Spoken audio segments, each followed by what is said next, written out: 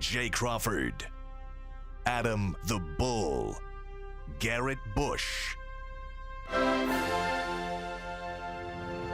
and so many big names, it would take me hours to say all of their names.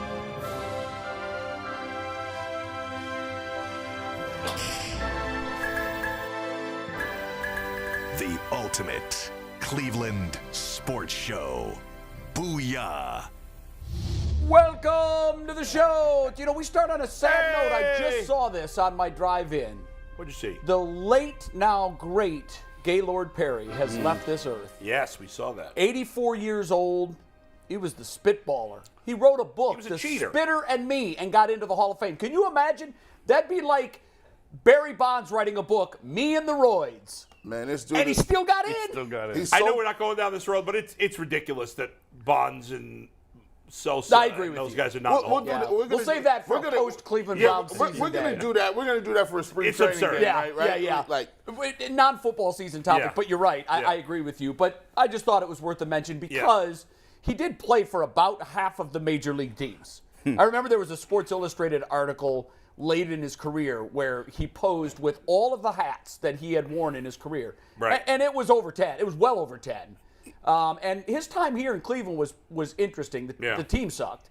But at one stretch, maybe in 75 or 6 or so, he won 15 games in a row. And as a 10-year-old kid, I mean, I was immersed in it, man. Yeah. And I think that might still be a record, McNuggets, if we can find Unlike that. today, with you guys all being immersed on some cheating scandal of on I don't even know who these people are. You did not know you who guys they were were? sending 32 texts You gotta stay about abreast. two people. Was it Good Morning America? Good Morning America. That the hosts are sleeping with each Amy other. Robach I have and no idea TJ who those people Holmes. are, nor do I care. But like you guys were sending so many texts. I like, was what's involved going on? in it because my daughter was coworkers to both for years before she left. And she knows both of them very, very well. by the way, Gaylord Perry just snuck all the way into pop culture. See, I'm a video game expert, by the way. I'm a historian. There was a game called Major League Baseball. Coleco? No, it wasn't on Coleco. It was on television. No, it wasn't on television. Atari. It was on regular Nintendo. Those games were terrible back then, by the way. Terrible. Horrible. Awful. Yeah. But Gaylord Perry made it into this game, and you used to actually be able to put a controller input where they would actually spit on the ball. And it would be a box in the bottom of the screen, and you show them spitting on the ball, a little drop would go on it, and when you threw it, it was impossible to hit. However, if you threw 3 spitballs in a game, the ref threw you out, and you lose the pitcher for the rest of the game. So you should only throw that with jump pitchers. That's just a little something right there. He really is quite a study because for a long time, it was the psychology of what he was doing that was screwing with hitters. He had this routine, much like Mike Hargrove did when he would bat, where he would, tug on everything. Right. Before every pitch, he would look in, and Gaylord had longer hair, and it was greasy, and he would do this right here behind his, and he would go like this, and he was and underneath his belt, and people knew he was doing it. The opposing team, other team, knew that he was putting like a skin lube type material on the ball, so he could throw this incredible spitball. But as far as I know, he was only caught and ejected once. I do remember one time they actually went to the shower, and they made him take off his uniform. The umpire stood there, and they looked to try to find where it was. He was tricky, but he was always one of my favorites, and now he's gone. I called him a couple years ago. Did you? When the sticky stuff was first becoming a thing and banning the substances, I called him, and he had COVID.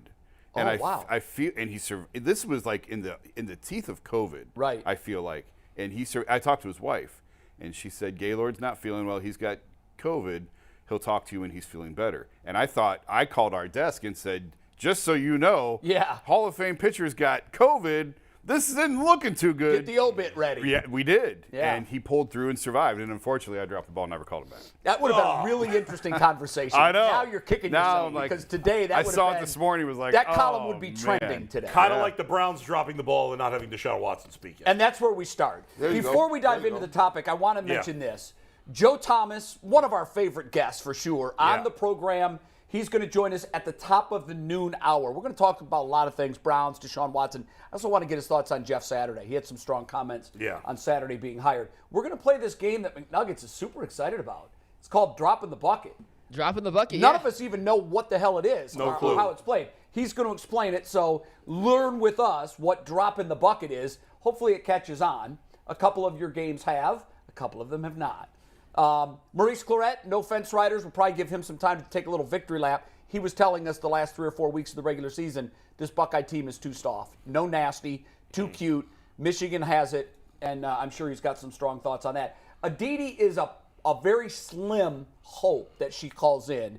We want to get her thoughts on where we're starting. Deshaun Watson not speaking to the media yesterday. When we talked to Aditi earlier in the week, she had every expectation that he would be made available to her and the CBS crew. She's doing the game in Houston on Saturday ahead of their broadcast. That's customary.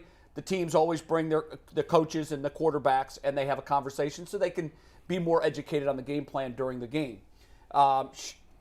I'm assuming that is still going to happen because everything we're hearing, and Jason, you can talk to this, is that even though Deshaun wasn't made available yesterday, which was a shock to some, he will speak before the game. Tell us what you know. Yeah, I was asking around yesterday, so does this mean he's not going to talk until post-game Sunday? I was told, no, he is going to talk, which leaves today or tomorrow. The Friday news dump type thing makes a lot of sense. Just wait until Friday. But the Browns are going to open the locker room here in about 10 minutes. So we'll know it soon. very I well heard could he be may speak today. And it very, Right. I was hearing yesterday and then for he just sure. wanted to practice first, supposedly, before. And that's understandable. Yeah. I want to get something from you, Jason. You've been the beat guy that covers all of these things. How rare is it for a starting quarterback to not be available to media on Wednesdays? Very rare. Yeah, that's what I thought. I can't recall.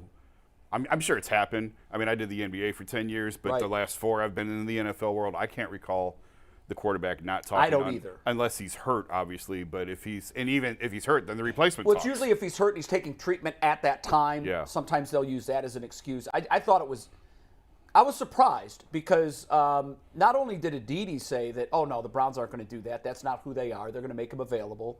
But we also talked to Mary Kay Cabot. She had every expectation that he would be made available on Wednesday. And I was also told from some media members yesterday that there were members of the national media that were in Lots of with every expectation that he was going to talk yesterday. Are you Did saying we have her Aditi? now? We got her right now? now. She has Oh, 10 minutes. Let's bring her on right now. Let's What's do up, it. Aditi? Aditi, what's your reaction to Deshaun not speaking yesterday? Can you see the weight on my shoulders right now? Do you see this? yes, we can. Yeah, I know it's a stressful I week. said this on the radio earlier that I wake up at 3 a.m. usually with anxiety, and I awake my husband and I say I'm having a panic attack. Last night I did it at 11 before I even went to sleep, and I said, Oh, Matt, no. I'm having anxiety. I don't. So yes, it is disappointing that Deshaun didn't speak yesterday. I still believe that he's going to speak before the game. We certainly, as the broadcast crew at CBS, have every expectation that we are talking to him in the production meeting, which is he is the starting quarterback. Right. I don't know how we could possibly do the game without speaking to the starting quarterback. Every single week of the season, we have spoken to the starting quarterback for both teams of the games that we're calling. Even last week, we had a Texans game. We had a Dolphins-Texans game, and we didn't know who the starter was until Friday. We talked to Kyle Allen on Saturday. So I think Deshaun will talk. I do think that the Browns are very, very good, Jay, at hitting it head on and not allowing speculation to percolate. Maybe Deshaun wanted one extra day. I mean, this is not it's not as if this has never happened before. I remember earlier in the season when Kenny Pickett was replacing Mitch Trubisky, I think he spoke on a Thursday and not a Wednesday. So again, I sort of want to say there's a lot that this game is fraught with, and especially in calling the game, but let's not see conspiracy where there isn't necessarily conspiracy. No, that's a Mary, very guys, good point. That's a fair point. I have confirmation Deshaun Watson is speaking today. Okay, great. And that will be in been minutes. confirmed. Okay. That will be very About soon. 10 minutes, 7 Yeah. minutes. All right, so I'm sure, and Yeah. we'll do this as we get them, but as he makes comments, we'll be monitoring the press conference. As he makes comments, we'll be turning them around for you. I don't know if we'll do that in graphic form, but one way or another, we'll tell you what it is that he's saying to these questions. And I'm glad to hear that he is going to speak today. I think it's a good idea to get it out of the way sooner than later. Jason, I think you were the one that said maybe he wanted to get a day's practice under his belt. That's understandable too. But I do think there's a piece to this, Aditi, where the Browns, there might be a little concern on their end how he's going to handle this, because in the past, let's be honest, he hasn't knocked these news conferences out of the park. So I think that there's one thing here is that he should not hold back when asked about what he's done to knock off the rust, if possible, of 700 days of not playing, what he has felt about handling those first team reps, how he has reacclimated himself into that locker room as the leader of this offense and sort of as Jacoby Brissett has seated. All of those things you should expect full answers on. He can always say, because he does still indeed have 2 civil lawsuits pending against him, right, that he is not at liberty to talk about those issues any further or right now. And he can also say that it is, quite frankly, patient doctor privilege that he can choose not to talk about his treatment 1,000%. And the mental health treatment. He can leave it at the fact that third-party psychologist had to give reports to the union and the league, who had to sign off on his being eligible to return this week. Right. He can stand on that, and we can all be disappointed. To your point, we can say, well, he didn't knock it out of the park. He didn't address this. He didn't do that. But he does have a valid reason of saying, hey, that's my private health care. I don't need to get into that. And he can also say, I've still got lawsuits pending, and I've been advised not to address that right now, or not to talk about that, or I can more fully speak to that when all of that is put to bed. So, you know, we can all want something. There are many things that I wish I could hear from him, but that doesn't mean that I'm going to hear them from him. And that's what I would do, I think we should just temper our expectations there. I'm sorry, Adam, I cut you off. It's not just valid that he can do that. It's smart that he should do that. That's what I would do. I wouldn't talk about it anymore. He has talked about it already. There's nothing he's going to say, nothing that can make anybody happy. I get it. As media members, we'd like to hear more. As a fan, the Browns fans, by and large, don't care about it anymore, whether we like it or not. And so if I were him, I would just say, hey, listen, I've talked about it before. I've said all I can. I'm not going to talk about it anymore. Let's talk about football. I think that's what he wants to talk about. I don't know how that's going to go if he tries to do that. But Didi, if you were there today and you were given the luxury of asking the first question, and I've thought a lot about this myself, and I've asked a lot of media members this same question that I'm about to pose to you. What is the first question that you would ask, under the idea that that's the most important one you feel he needs to answer? I'll ask one that I won't get an answer to. I mean, I just told you that he's got such an out to say, look, I really just want to talk about football. But as a human being, not even as a reporter, as a human being and as a mother, and it's funny because, small segue, my son is now all of a sudden into football cards. And he's always asked me, Mommy, is this person your friend? Mommy, is this person your friend? Mommy, do you like this person? As a human, I don't want to be conflicted in who I'm rooting for. And I don't like the idea of just rooting for laundry. So therefore, I would want to know through this process, as you've been away from the team and as if you've undergone this intense mental health counseling, treatment, what have you learned? What do you know now that you didn't know 6 months ago? What do you know now that you didn't know 2 years ago? I won't get an answer. I won't. Right. But I would want to at least pose the question. And I would also feel, to Adam's point, we will be attacked. If we don't, as media members, even address that piece of it and only stick to football, well, then you're getting attacked. You're getting attacked either way. Right. If you ask the question, Adam, you're getting attacked, and hey, this is a football game. Ask him about Kevin Stefanski's offense and the RPOs and the bootlegs. Right. And if you only ask him about the RPOs and the bootlegs and what he can do with this offense and what it's like to throw to Amari Cooper and hand off to Nick Chubb, well, then you're going to get attacked. Hey, you're ignoring all this other stuff. So at some point, you just have to, what is it that you're curious about? Right. I want to know more about him as a man. And I've said this, and I said this to you guys, I think, earlier this week. I don't know how he's going to handle that pressure of Sunday because I don't know him well enough. I don't know if he's going to step on the field Sunday and think he has to win the Super Bowl in his first drive. Right. You know, it's kind of like my very first sideline hit for CBS. I had to keep telling myself, you're not securing a 20-year contract on this first 20-second sideline hit. Like it is a marathon. It is not just this one hit, but there's that pressure, everything that's attached. Is he trying to justify all of it in that first drive? Yeah. And We how know does you he have to manage get back that? to your CBS call. We're very grateful that you took 10 minutes for us because I know you squeezed us in with all your other duties. So go back to your CBS. Thank you for your thoughts. I think it was very insightful. And listen, forget the panic, forget the anxiety. At the end of the day, you are the person for this job. You're going to nail it, kid. Go get him. Jay, thanks so much. Thanks, guys. And I look forward to talking next week. Yes, we can't wait till you join us next week. All right, so the story of him not talking yesterday is now irrelevant. Yeah, it is, because he's going to speak soon, and Yeah. we'll have some comments. I'm curious your answer to that as somebody who journalistically thinks about these kinds of issues. You have one question with Deshaun Watson. What is it that you most want to know? Honestly, she stole it. did. Have you learned anything? Is there anything that have you changed at all? Is there any, because he's never going to admit to what he did. No, he has steadfastly denied any wrongdoing, and he will continue to hold that ground. That's why Is there I'm with anything you. he could say that's going to make anybody change their mind? No. Yes. We talked about that on Monday. Because I had a conversation with someone about that yesterday. Here's how he could change people's minds. My opinion. Yeah. He hasn't said these words yet.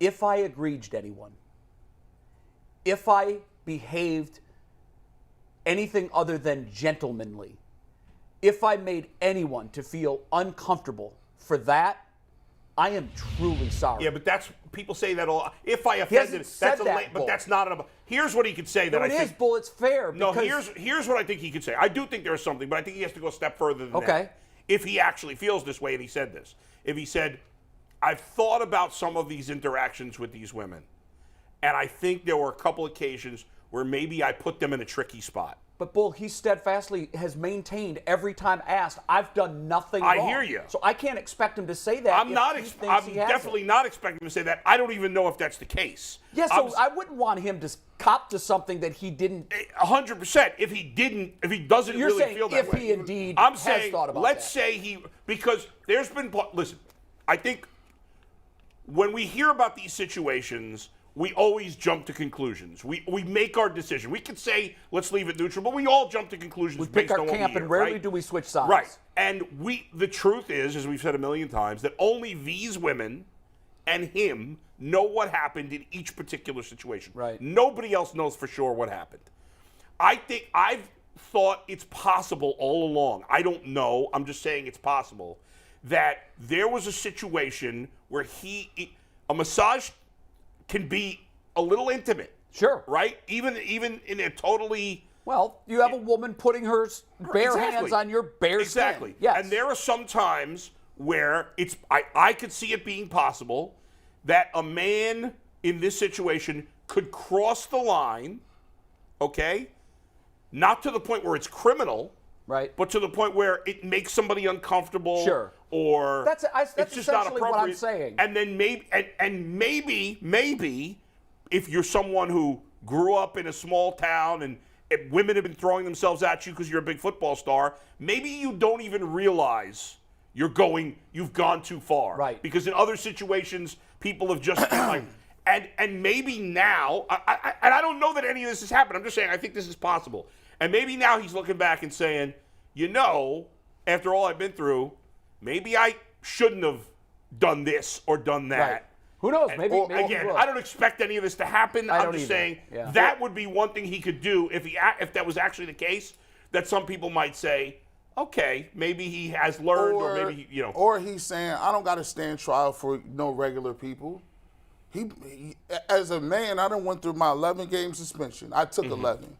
Who gives a damn about what you think or you think or you think? I don't owe y'all nothing. He may say that. You didn't argue, you got my money. Right. You took 11 games away. I couldn't say stuff at certain times. And then to look at, let's be honest here. See, the way the media works is, he's the puzzle. But the second they said 10 people were showing up at that press box, we should have been like this. What the hell are you doing, Busby? What is this?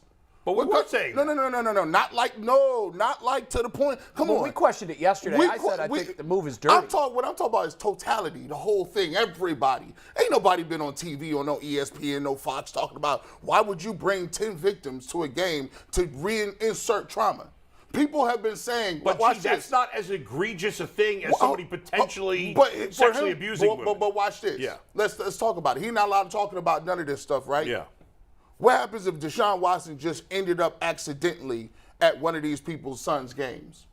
What if accidentally it was a soccer game and Deshaun Watson just so happened to be at the soccer game with one of these people's parents or victims or anybody in their sphere? People would go crazy. They'd say, he's stalking these people. But he's the alleged. Yeah, he's not the alleged victim. But when you talk about NDAs, you talk about what you're supposed to say, what you're not supposed to say. You both sign off and say, listen, we're not doing none of that. We're not speaking about it. And then the lawyer says, well, we just want to be visible. Let's just show up. So your contention is show up at his place of work. When they got, this is something that I hadn't thought of, and that's a good point. It's an interesting point, and let's talk about it. When they got the settlement, the cash, and they signed the NDA that said they weren't going to talk about the settlement in public, now they're showing up at his place of work, which, by the way, is a public place. Yes, I get that part. It is a public place. Jason, do you think that crosses some kind of a line? I didn't like it when I first heard it. I didn't like it at all. I don't either. But at the same time, listen, I've had issues with Tony Busby in the past. I think it's really dirty on his behalf. We had it out on the radio. And then not to mention, he advertised it. And then not to mention, the last accuser was completely fraudulent. Let's be clear. Her thing got thrown all the way. She was completely fraudulent in her claims against Deshaun Watson. So the part that Deshaun Watson is saying, as a man who's been not convicted of 2 grand juries, as a person who, one judge who you said, let's listen to her, gave him 6 games. They extended it to 11 games. You took the 11. You paid off the settlements. Everybody said, pay them off and just get it done with. Now you done did that. Now they showing up at the game, and then you wonder why he don't want to talk to nobody. He like, listen, kiss my ass. I'm not talking to nobody. But here's the thing, G. We were discussing what he could do to change minds. He don't care at this point. Well, he shouldn't. Maybe so. But I'm saying if he wanted to, I was just saying what he could do to change. I know, but gee, I understand what you're saying. He shouldn't, he doesn't care what other people think. He's served his debt. Now let's turn the page. When convicted criminals come out of prison, the thought is they've served their time. Let's start anew, and you're not going to relitigate the crime every single time you turn the corner. But in the court of public opinion, we do that.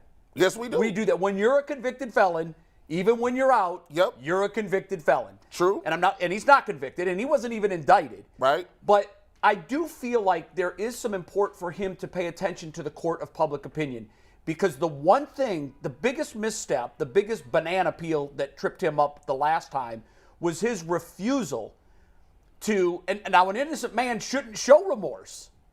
So I can understand if he did nothing, why he would stay in there and say, I'm not remorseful for anything. I didn't do anything wrong. But that's impossible to believe that he did nothing. It is, because the league has spoken. The investigation that was the most in-depth to what happened determined that he was over the line to the point where he would be suspended 11 games. So I know it's tricky. He can't come out and say that he's sorry because there's 2 pending cases. But the court of public opinion is still a thing.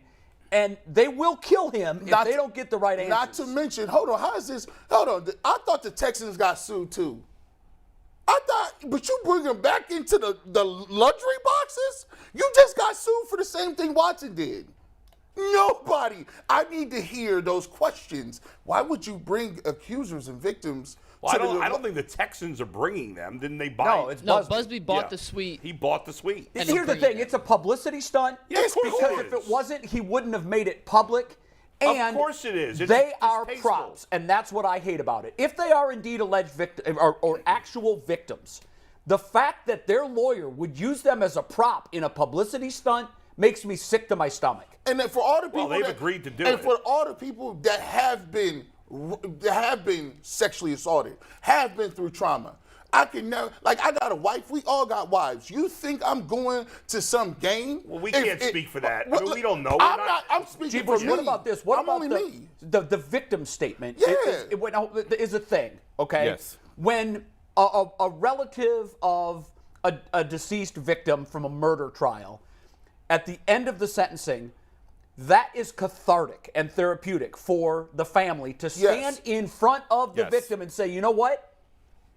You may have taken my son or my daughter or my spouse, but you didn't break me. Maybe this is cathartic and therapeutic for the women as well. And that's why I want to be very careful with where we're taking this thing. Yes. Because I agree with a lot of what you guys are saying, but the only people, what Bull said earlier, the only people that know what happened is the women and Deshaun. That's the only ones who know for sure. And if these women are victims in some way, then you heal how you have to heal. And if that means showing up, that's their equivalent of a victim statement. It's not like they're going to see him. But listen, it's not like they're going to see him. They're going to be 500 feet up in the air. They're never going to be face to face with him. I 100% agree with that. Listen, you got a right to stand in front of your accuser. It's a public place. The lawyer did it. It don't matter if I agree with it or not. But here's another thing. Deshaun Watson also has the right to say, you know what, I don't want to talk to y'all today. And I don't want to talk about this, and I don't want to talk about that, and I don't want to talk about that. And well, to an extent, there is a responsibility and an obligation that players, particularly quarterbacks, have to speak to the media. Right. I want to talk about football. He doesn't have to speak about the off-the-field stuff. He can absolutely say, not answering that. Right. Football question? And he is going to speak because he's speaking today. Yeah. What time does the availability start? 11:30? He should be talking 11:15, locker room open. Okay. He should be talking within the next 5 minutes. Well, I know you'll be scanning social. When you see something, you let us know what he's saying. Would you be surprised if I really want to see if he does speak about it? As somebody who lives this and does it every day and works in it, I was talking to someone on our desk at the Athletic, and I said, I'm done. I have nothing else to ask on this. I've written the columns I wanted to write. I addressed this. I have nothing else to ask. It's time to get back to covering football. And that's not trying to be insensitive or dismiss what happened. But just what else is there to say? I got a team to cover. I always used to tell the desk and assignment editors and even executive producers, handcuffs, newsroom, touchdowns, sports department. Yeah. I used to hate when that line, and it happened to me a lot in Columbus when I was covering Ohio State. Sure. Yeah. One notable story I remember, Tommy Hoying, the younger brother of Bobby, was arrested on a DUI. And the clique at that time was Bobby Hoying, Mike Vrabel, Luke Fickell, Matt Finkus, Ryan Miller. I was friendly with Ryan Miller. We had just, we had a lot in common. We had a friendship, and it was very difficult for me. They would send me out to the Woody Hayes facility for a noon show, and they wanted me to break the story that overnight Tommy Hoying had been arrested for a DUI. And I did not want to do it. I looked in the newsroom. I said, there's 10 reporters here that can do it. You're the sports guy. I said, yeah, it's a sports personality, but it's not a sports story. It's not even someone on the team. And by the way, he was a backup quarterback at the time. He was on the team. You're right. I know, but he wasn't. You're right. So they made me stand at the Woody Hayes facility and say that Tommy Hoying was arrested last night with a DUI, and I took my medicine.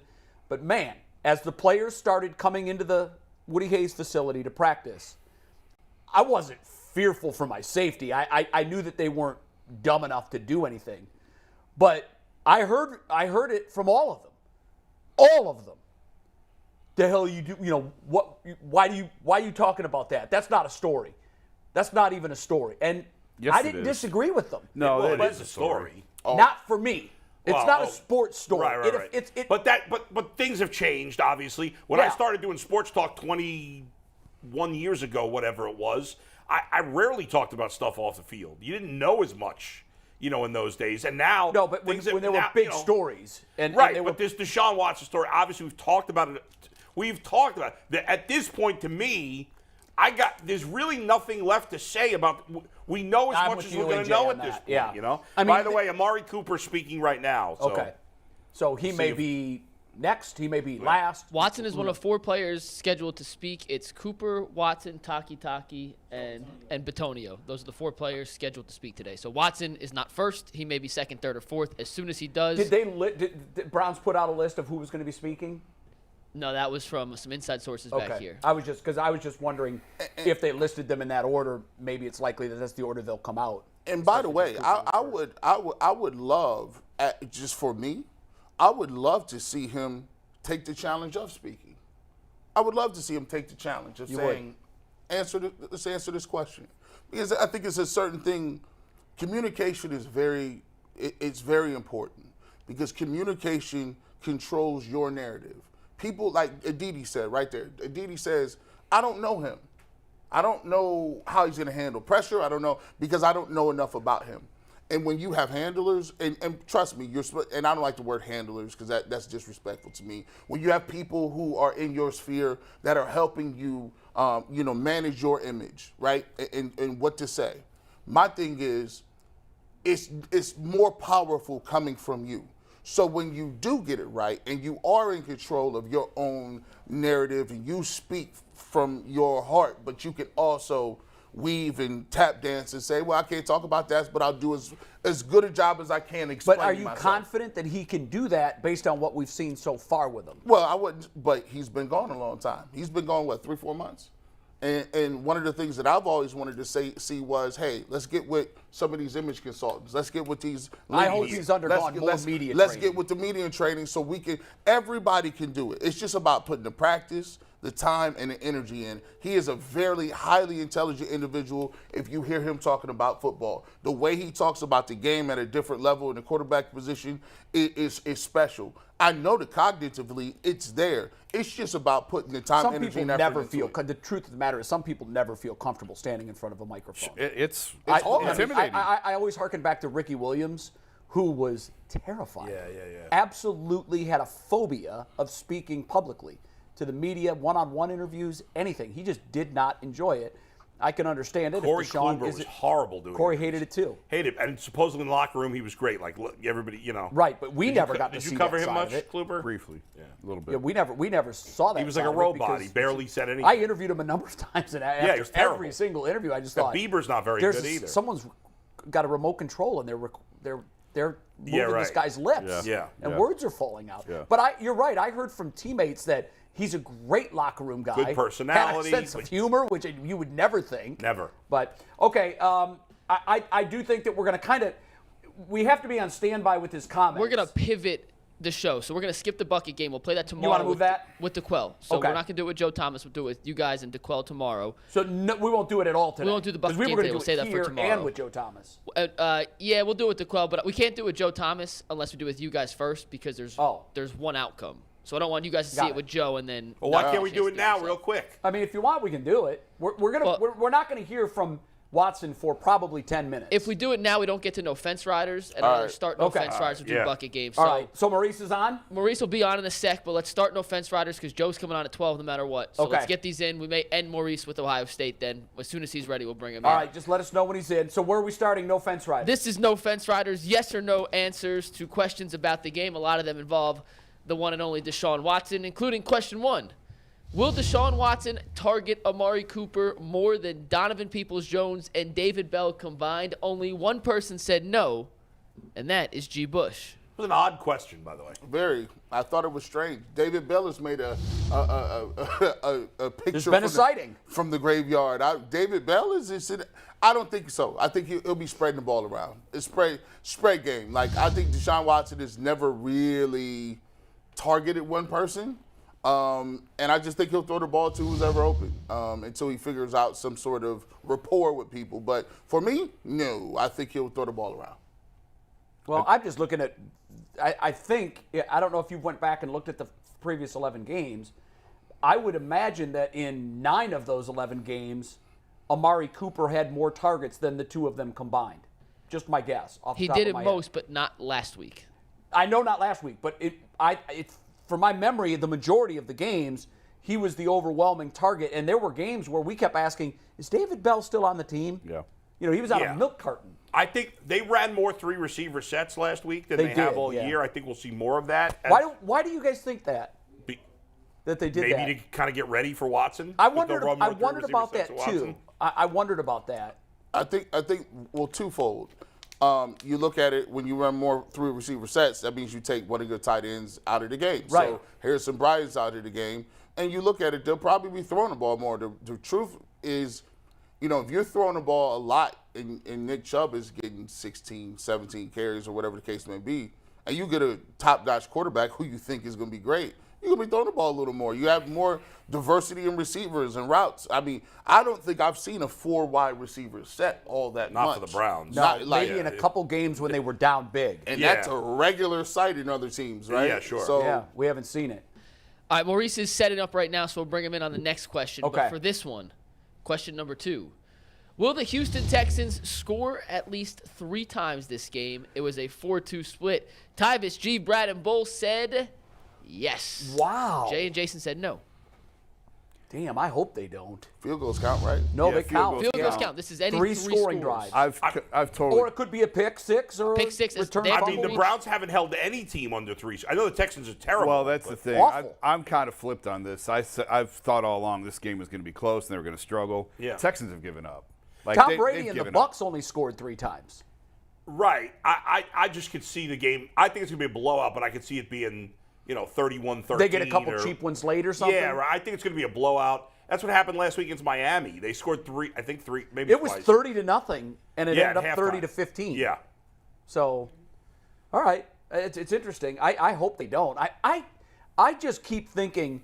I know how good that defense can be. I know the individual pieces, and I know sometimes the sum of the parts. But I just keep saying there's got to be something there, and they've got to be getting closer to it just through trial and error. Yeah, but, and, it could be 9 points. I mean, now, it could be Yeah. 9 points, but I think they're going to really, really step up. If the Browns are up like that at halftime, I'm interested to see if he continues to put his foot on the gas. Stefanski doesn't seem like a guy who's still going to throw the ball all over the park. He when the calls game's- plays to the scoreboard, always has. So my thing is, if they're up and you got a new quarterback, I think you should still keep running your offense. To use it as like Yeah, live, it's live practice. reps. It's live reps. I think they're going to run the ball a lot in this game. Really? You do. Yeah, because I think they're not going to want to overdo it in Watson's first game, in a game that I think they're going to win So not comfortably. put it entirely in his hands. Yeah, I mean, because I believe, and I think they'll believe, that he will have some rust. And I don't think they want to Jay, make what do him you throw think about that? 45 You think passes that there'll in be his more first game. running? I think he will be running a lot. You do? I see a lot of I RPO can with, see that too, with yeah. him. I can't It's- wait to see it's- that piece. It's him or Nick. Yeah, It's either right. give it Right. or pull it back. And I can't wait to see that piece. I think and Chubb's how it going to have works. a monster game. I think he could run for 150 plus in this game. Hopefully, he's on my fantasy team. It'd be nice too because I think that would take a lot of the pressure off. Yeah. If that is the game plan, I would say it's smart on Stefanski's behalf because the one thing you don't want, and I don't think anybody here thinks that it could happen, the worst case scenario is that they lose and it's Watson's fault. Oh, yeah. That is the worst case Or scenario. they lose, it's Watson's fault, and he get hurt. Yeah, see, I don't let my mind go there. You've done that a number of times. Keep with the hurt. I might cry. Oh, my No! You will cry. Oh, 6-0. 6-0's done. No more Kool-Aid. Question number 3. Maurice is logging off. He's logging back in. We got his Okay. audio fixed, so he'll be here in a sec. But question number 3. Will Nick Chubb outrush the Texans by himself? Somebody says no. That person's not here, meaning everyone on set today said yes. Tyvis is wrong. Tyvis is lost in the soup. I mean, How they going to get them yards? they got their rookie back has actually been pretty good, but they're going to probably fall behind.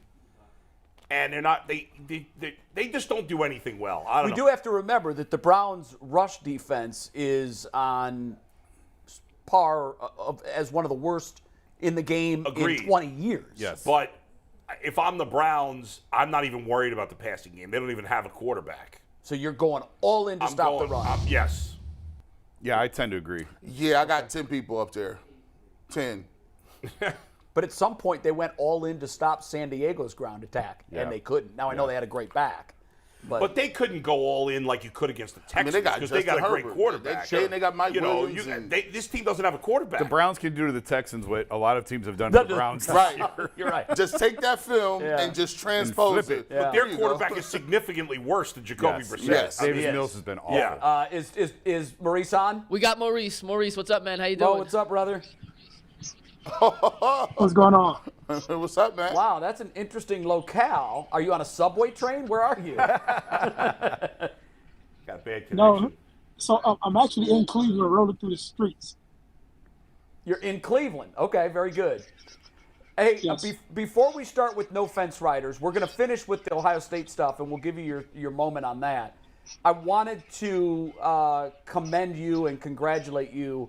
The story that Game Day did on Saturday before the Ohio State-Michigan game was a true testament to a man who self-examines and reassesses and pivots and takes lemons and turns it into lemonade.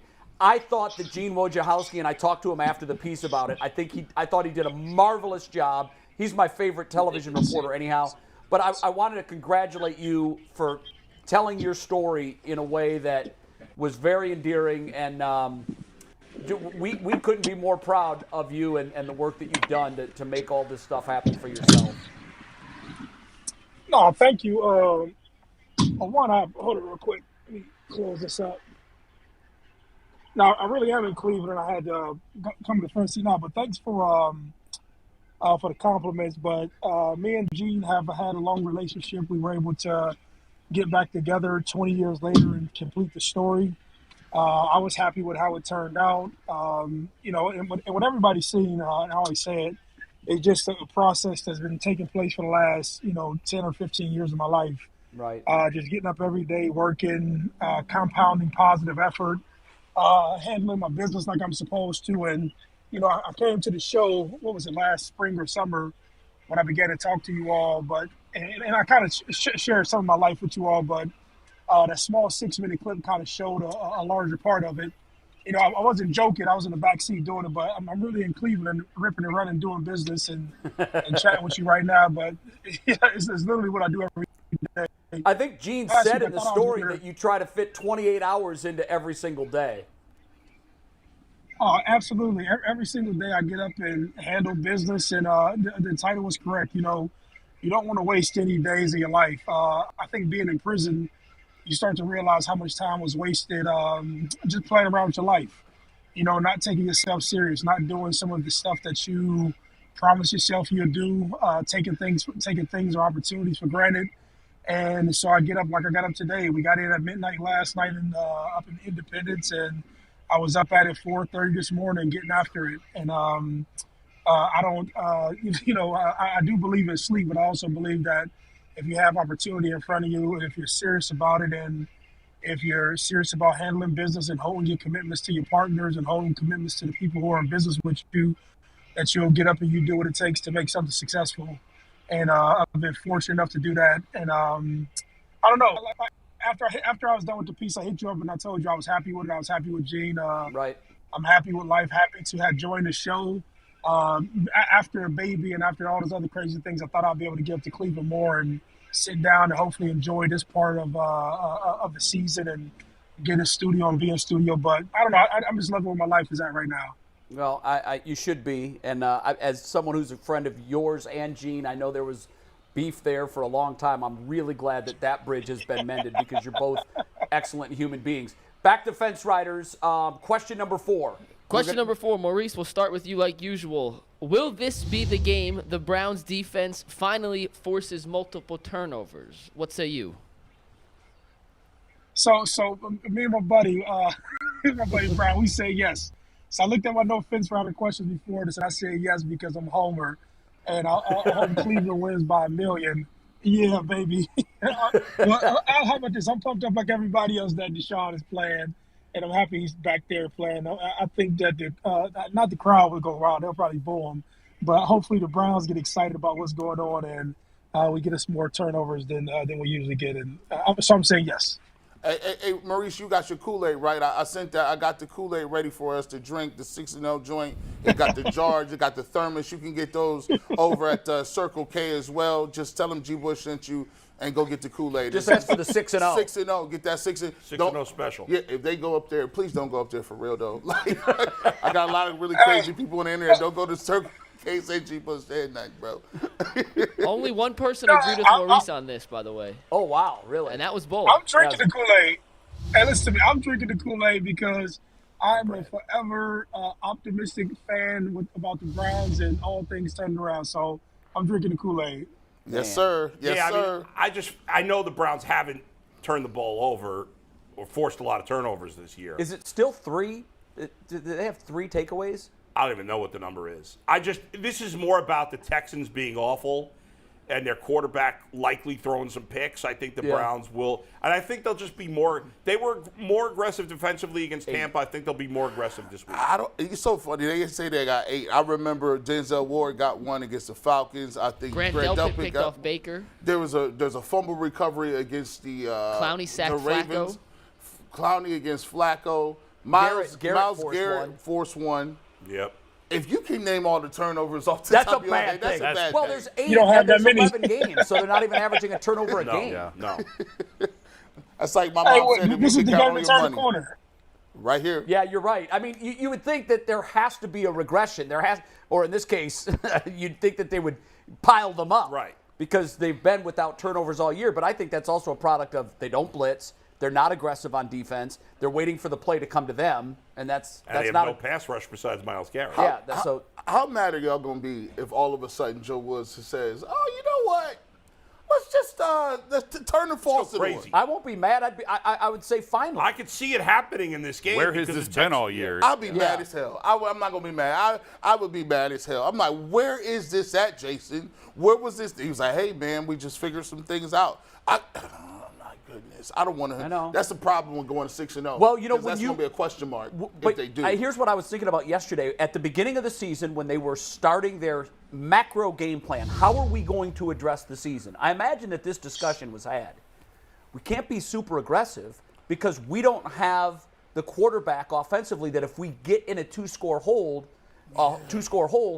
that he's not built to bring them back from that.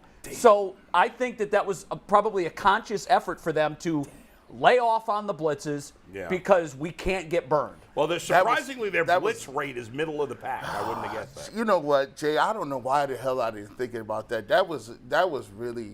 That's really right. Like, but at some point he should have changed that thinking because Jacoby was playing well and the defense wasn't. What they were doing wasn't working. Yeah. But if Stefanski, if we go on the premise that the whole analytics thing is really huge in the way that they call a game, if I believe that Nick Chubb is only going to get under 20 carries because I've read the tea leaves, who's to say that they went into the season saying, look, you can't be blitzing a bunch of people, getting us beat to sleep early in the game. You got to keep us in the game a little bit. And they say, we're not going to blitz over this amount of many times. Nah, I don't buy that. They're middle of the road. They're actually middle of the road in blitz rate. I like the theory, too. All right, what's the next? We got 2 more questions. Question number 5. Jacoby Brissett threw multiple touchdowns twice in 11 games. Will Deshaun Watson do it in his first game as the Browns starter? Maurice, we'll start with you. Absolutely. I need everybody to be on the same side of the fence for me on this one. I think no. We had a 4-2 split. Wow. And one person on the panel, and it's the person smiling right now, I'm looking at you, Jason, is agreeing with Tyvis in the no. Jason, I'll let you explain first. I think he's going to run it in. Oh, he's going to run for touchdown. Okay, all right. You know, like he didn't say total. Right? It's tricky. These questions are tricky because you get it down to the goal line, or you get it down inside the 10, or even the 15. He'll just run it in. Yeah. So that's why I said, and plus, I don't know that I trust all the receivers yet. So I think they're going to score multiple, and he may throw for one or run for one. Okay. Nick Chubb 3 touchdowns this week. Woo. And you're saying that Brissett's going to throw for 2. Yeah. Or excuse me, Watson. Yeah. So there's 5 touchdowns. So that's a minimum of 35 points. Yeah, I think they scored a ton of points in this game. All right. I hope you're right. Yeah. Okay, what's the last one? The last question, once again, not unanimous. This one, Tyvis gave me a hell no on. I'll give you that originally. I saw that. Will Anthony Schwartz get at least 3 touches? That could be handoffs, targets, catches. Is he going to touch the ball 3 times on Sunday, Maurice? Well, let's hope so. Let's say yes. I'll say yes. Man, he is stirring the Kool-Aid. Hey, that Kool-Aid. Hey, you spiked the Kool-Aid. I like it, Maurice. He did spike it. I am glad Maurice says yes. Brad Sellers says yes. And Nobody else. It is the 7-footer on one side of the fence looking over there's no at the way. rest of us on the no side. By the way, he is standing on the ground there. He's not on a stool. He's really that tall. No way he touches it 3 times, No. man. He got it we twice? almost all had seizures when he touched it twice in a game. Yeah. Hey, listen, I needed defib paddles. Hey, and Maurice, I feel like he's warming. Stefanski been warming this playbook up for a long time. Like, if we see him running down the middle of the field, I'm gonna go crazy. Well, we can say this. Well, there's a whole lot more plays you can call with Deshaun Watson. The playbook opens up drastically, and so we don't know what's going to happen. All we do know is that we have more firepower back there, and that we'll be able to score more points. You know, it does open the playbook. I kind of close my eyes and see this vision of Schwartz running in motion. Oh, yeah. He's the motion guy. The snap comes to Watson, and Schwartz is already at full speed. Now, can you imagine an RPO where he's just turning to Schwartz? The defense is all going to focus on him because of his speed. That might leave the left side wide open for Watson just to keep it and go. Well, I was talking to Wyatt Teller about this week, and he said the linemen love playing in this offense. Kind of what you were talking about. You look over here, we're going over here. Yep. You look there, it's the misdirection. Sure. And the linemen love that. I bet, yeah. So I think we have the line that's built to play this kind of football too. It feels like we do. I'm still not sure about Wills, but if everybody plays Or up to Hagen their, does at center. Yeah. I got to chime in. Brad just texted me and said, here's Schwartz's 3 touches, 2 reverses, and a drop. So there's his 3. Drop is not a touch. That's his 3. that's a target. That's not a Doesn't touch. count as a touch. that's the thing. It does count. It does count, Brad. I got you. I'll back you up. on Doesn't count as a touch. That doesn't count in the box score as a touch. By the- I put it in the text that I was counting drops as touches. A drop is not It a was, touch. it was in the question. A drop is not a touch. absurd. Anthony Schwartz will be, I think he's going to be designated as the screen reverse jet sweep guy.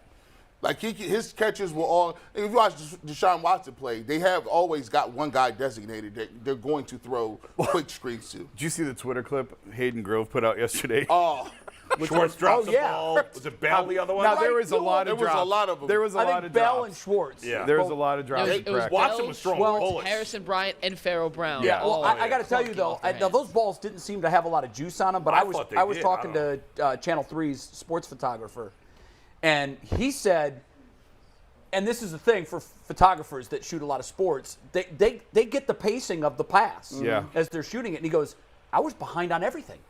I was behind Yeah, in I my thought pans. he was throwing hard. It looked like he was throwing bullets to I mean, me. I know at times he was. He said flat out, he goes, these boys couldn't catch it. Yeah. Because he had too much on it. But he said, I've got to improve my game because my pans were behind everything. I was used to the ball traveling at Jacoby Brissett speed. And he said, this dude's throwing fastballs out there. Yeah. balls hitting Yeah. people in the face. And for that reason, no 3 touches. Oh, sorry. Yep. Hey, Maurice, we got a couple of minutes left with you, and I wanted you to talk Ohio State, Michigan, because you really were the guy who, going back a couple of weeks, said, this game scares the hell out of me because of the nasty factor. You said Ohio State was too pretty. Your text to me right at the end of the game was 2 words, too cute. And you were right. You nailed it. Too cute.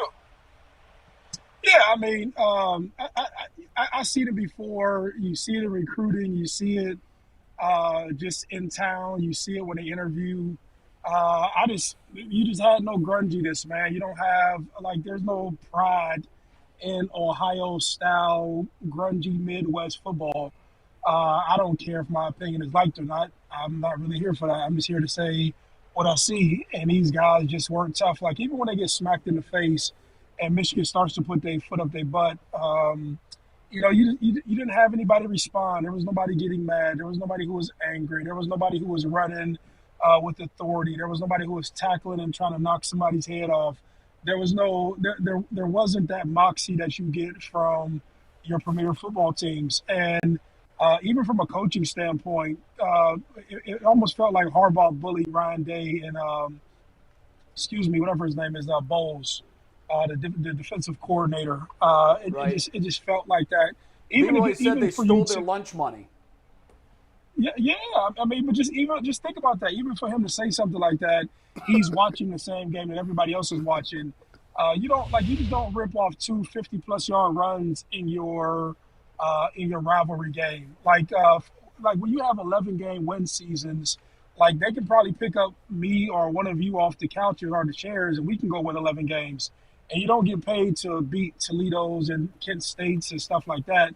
You get paid to be competitive, and you get paid to beat the big-time teams.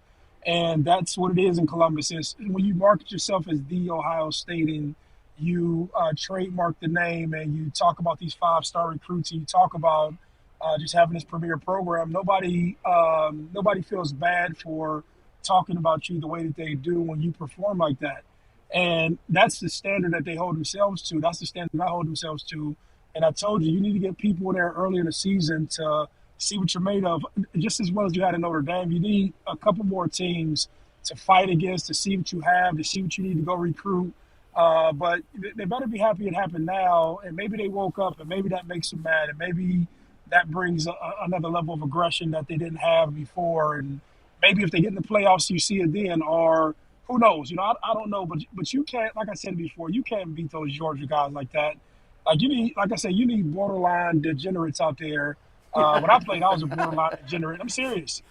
You just need people who are like borderline degenerates who that's what they do. They play football. You got to contain them off the field, and they may need a mentor or two. You might have to tell them to go to class and all that other stuff, but that's part of it. Don't you have 3 years of eligibility left? By the way, guys, these are bad. Hey, by the way, this just coming down.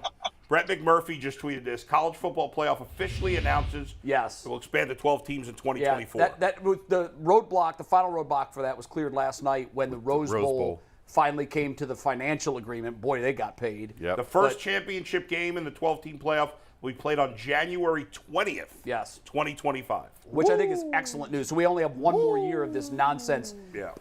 A group of people going in a room and voting who the best 4 are. Imagine if we did that in the NFL. They'll still be voting. That's going to be beautiful. They'll be voting. But 7 through 12. That's a beautiful kick around 8 through 12. I don't care about that. Yeah, that's going to be beautiful. But the teams that belong are going to be in, and that's the way it should be. Yes.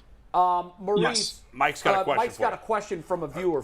Maurice, we do have an internet question. Whenever we take questions from the internet, it's brought to us by our good friends over at PCC Airfoils. Looking for a job with career advancement and great benefits?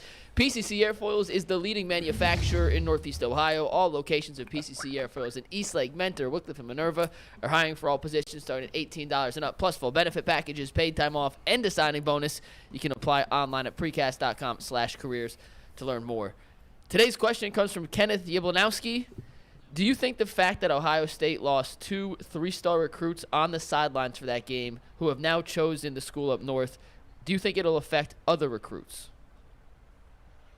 Yeah, it has to because Michigan will be able to hang their hat on win those 5-star recruits in here. We'll win the big game. We'll send you to the NFL. And they're no longer a program that's in the dumps or trying to find their way again. They came and beat the big bad Ohio State 2 times in a row, which makes kids into believers. And it's not this prima donna program. I don't think you all realize when these kids get recruited now, the experience around getting recruited around Ohio State isn't what it was before. There isn't this sense of gratitude. There isn't this sense of like, I want you. It's almost like it's a privilege to be here, and it's turned into something else. And I just think you lose a different kid or you lose different people when you recruit like that or when that becomes your reputation. And I can say this not from like vague hope and belief. I say it from being out there on the road and kids talking about their experience being recruited by Ohio State and things of that nature. So you'll lose a bunch, but hopefully, like I say, hopefully through this loss, it brought a level of humility and it brings a level of hunger and it takes out this prima donna feel that really isn't Big Ten or like Midwest football. Like, I don't know, SEC football has this brand of football and how they play and how they win and what they do. And I just hope that we can keep like that brand, that mentality, that grunginess, that fight, that hunger, that same thing for what we do in the Big Ten in the Midwest. And we get away from all this cute stuff. I can guarantee you Luke Fickell isn't going up to Madison, Wisconsin to get cute. He's going up there to ground and pound and bring some tough guys in, and he's going to play old school Big Ten football. And you can splash in and mix in this modern stuff where you're passing the ball and running around because you have to do it to compete in the playoffs. But you need the old school football. We from Ohio, man. We play a certain way. Get physical. Maurice, thank you very much. Maurice. We appreciate it. Have a great week. Go make that All money. right. And speaking of Wisconsin, let's bring in Joe Thomas, the former Browns great, who will probably have a date in Canton next summer. He is advanced to, I think, the semifinal stage now. Congratulations on that, Joe. Let's start right there before we dive into the Browns. What do you make of the Luke Fickell hire at Whiskey? I think he fits them perfectly. Absolutely. You talk to anybody outside of Madison, Wisconsin, and people are saying this is a home run hire. We can't believe Luke Fickell decided to go to Wisconsin after being the guy that everybody wanted in college football for the last couple of years. But it's still a little bit bittersweet for a lot of Badger fans. And that's why I made the caveat that everybody outside of Madison, because the interim coach, the guy who'd been the coach in waiting for several years, was Jim Leonhard. He is one of the most beloved Badgers of all time. He played with me in Cleveland, played with me in Wisconsin, and everyone basically thought it was his job. And so even though on the outside, Luke Fickell is an absolute perfect fit, he is a guy that I think after a few months when the dust settles, Badger fans are going to absolutely love because of what he believes in, what he stands for, and the experience that he had at Cincinnati building that program up. And obviously he's going to have a lot more resources at Madison in the Big Ten to be able to build the program. But I think right now the heartstrings are still being pulled in both directions a little bit if you're a Badger fan, because Jim Leonhard did not get that job. Is he staying with the staff? That's a good question. Luke Fickell had his introductory press conference on Monday, and that was one of the questions everybody wanted to ask because, especially a lot of the people that remember watching Jimmy or that played with Jimmy, they're a little bit hesitant maybe to jump on board right away with Luke Fickell because their buddy didn't get the job and they thought he would do a great job. But I think it would be such a home run if they were able to find a way to keep Jim Leonhard. But I think it's going to be tough because Jim Leonhard, obviously defensive guy, defensive coordinator. Luke Fickell, defensive guy, defensive coordinator. Right. They run very different schemes. And I think because so many of the current players are so loyal to Jim and they love him so much and we're disappointed he didn't get the job, there's going to be a little bit of leeriness from Luke Fickell's side of, hey, is it going to be a split loyalty if things get a little bit rocky early on between me and Jim? So it'll be really interesting to see if they're able to keep Jim Leonhard around. Yeah. Joe, if Jim Leonhard does leave Wisconsin and the Browns move on from Joe Woods, would he be a good fit as the Browns defensive coordinator? There's no doubt Jim Leonhard would be a successful defensive coordinator wherever he goes. And I think Cleveland obviously potentially is going to be one of those spots with as much as the defense has struggled this season. I think Jim Leonhard last offseason turned down the Green Bay Packers defensive coordinator job because he wanted to stay at Wisconsin and he thought he was going to be the head coach eventually. And because of the move to Luke Fickell, a lot of people speculate, knowing Jim Leonhard and knowing how smart he is, how well he connects with players, how good he is from a scheme and a teaching standpoint, and how maybe college football doesn't fit him quite as much because he isn't as big of a recruiter as a lot of these guys have to be these days, that there's a lot of speculation he's going to try to make that jump this offseason to the NFL to be a defensive coordinator there. I'd love him. I mean, I love his style. It's that would aggressive. be a tremendous fit. He would fit great here. Joe, let's talk before we get into the Browns. Jay did mention coming in. You're one of the finalists for the Hall of Fame. Obviously you're going to get in. You had a magnificent career. How do you feel? Obviously you're excited, but what are the thoughts? Even though we all assume it's an obvious thing, but I assume you do too. But I don't know. But what are your thoughts on eventually being named the Hall of Famer? How exciting is that? Yeah, it's exciting just to be part of the process. And, I'm a realistic person. I know I'll probably be there at the Super Bowl as one of the finalists that potentially gets announced whether you make it or not.